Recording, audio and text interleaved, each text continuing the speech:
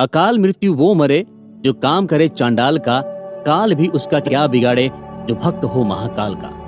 दोस्तों, वो कालों के काल महाकाल हैं, वो अनश्वर हैं, वही आदि हैं और वही अंत हैं। जिसने भी कालों के काल महाकाल को सच्ची श्रद्धा से पूज लिया, उसे कई जन्मों के पाप से मुक्ति मिल गई। इंडिया के दिल में बसा मध्य प्रदेश, जो अपने डिफरेंट कल्चर और रिलीजियस प्लेसेस की वजह से जाना जाता है। इसी मध्य प्रदेश का रिलीजियस शहर है उज्जैन, जहां बसते हैं महादेव। उज्जैन भारत के 7 एंशिएंट शहरों में से एक है, जिसे उज्जैनी और अवंती के नाम से जाना जाता था। उज्जैन की हिस्ट्री 4500 साल पुरानी है और तभी से यहाँ पर भगवान महाकाल का मंदिर भी है। लेकिन कई बार इस मंदिर को नुकसान पहुंचाया गया और कई बार इसका रिनोवेशन भी हुआ। साल 1235 में इल्तुतमिश ने एंशिएंट टेम्पल को पूरी तरह डिस्ट्रॉय कर दिया था। शमसुद्दीन इल्तुतमिश दिल्ली सल्तनत में शमसी राज्य का एक शासक था। आखिरी बार 18वीं सेंचुरी में मराठा काल में राणोजी शिंदे ने इस मंदिर का रिनोवेशन कराया था, जो आज भी वैसा ही है। क्षिप्रा नदी के किनारे पर स्थित महाकालेश्वर मंदिर भगवान शिव के 12 ज्योतिर्लिंगों में से एक है। यहाँ पर भगवान शिव का ज्योतिर्लिंग कैसे स्थापित हुआ, इसकी भी एक इंटरेस्टिंग कहानी है। शिव पुराण के अनुसार उज्जैन में 4 वेदों का नॉलेज रखने वाले बहुत ही विद्वान पंडित रहते थे। उनका नाम वेदप्रिय था। वो भगवान शिव के परम भक्त थे।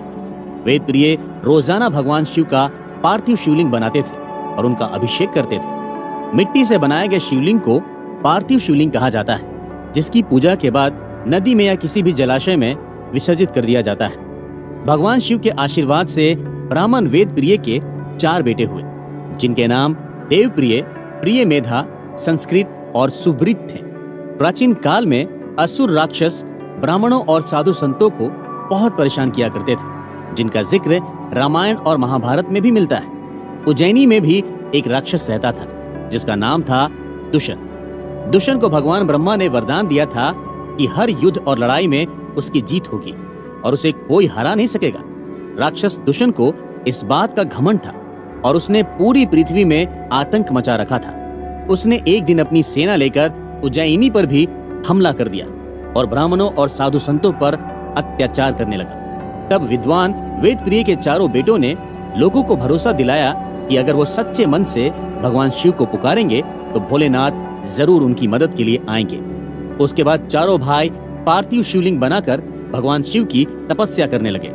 उनकी तपस्या को बर्बाद करने के लिए राक्षस दुष्यंत वहां भी पहुंच गया, लेकिन वो 4 तो भोलेनाथ की भक्ति में मगन थे। दुष्यंत ने 4 को मारने के लिए अपने हथियार उठाए। तभी धरती चीरकर भगवान भोलेनाथ सभी के सामने आए और उन्होंने राक्षस दुष्यंत को भस्म कर दिया। उसके बाद भगवान शिव ने ब्राह्मण के 4 बेटों को वरदान मांगने के लिए कहा। तब उन्होंने कहा कि आप लोगों की रक्षा के लिए यहीं पर ठहर जाइए और बाबा महाकाल वहीं पर शिवलिंग के रूप में स्थापित हो गए, जिसके बाद से ही यहाँ पर भगवान शिव महाकालेश्वर के रूप में स्थापित हुए। 12 ज्योतिर्लिंगों में महाकालेश्वर ही इकलौता ऐसा ज्योतिर्लिंग है जो दक्षिण मुखी है। तांत्रिक परंपरा में दक्षिण मुखी शिवलिंग की पूजा का महत्व बहुत है।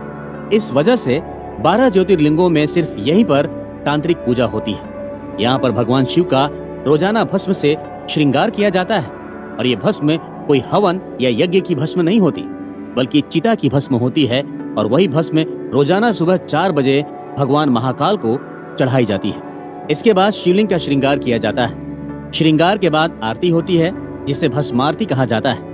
उज्जैन में बाबा महाकाल की भस्म आरती में शामिल होने के लिए कुछ नियम होते हैं, जो यहाँ आने वाले हर भक्त को मानने पड़ते हैं। भस्म आरती में शामिल होने के लिए पुरुष सिर्फ धोती पहनते हैं और औरतों के लिए साड़ी पहनना जरूरी होता है। जब बाबा महाकाल पर भस्म चढ़ाई जा रही होती है, उस वक्त सभी औरतों को सिर ढकने के लिए कहा जाता है। इसका मतलब ये है कि भगवान शिव को भस्म चढ़ाते हुए औरत नहीं देख सकती है। जब भस्म चढ़ जाती है और भगवान का श्रृंगार हो जाता है, तब औरतें सिर से पल्लू हटाती हैं और भस्मारती में शामिल होती हैं। भगवान भोलेनाथ को भांग बहुत पसंद होती है, इसलिए रोजाना शाम को उनका भांग से श्रृंगार किया जाता है। दोस्तों, ऐसा कहा जाता है जो भी भक्त यहाँ पर सच्ची श्रद्धा से आता है, भगवान शिव को जल चढ़ाता है, भोलेनाथ उनकी सारी मनोकामनाएं पूरी करते हैं। महाकालेश्वर मंदिर का प्रीमाइसेस बहुत बड़ा है। यहाँ पर मेन मंदिर के अलावा और भी कई देवी देवताओं के मंदिर हैं।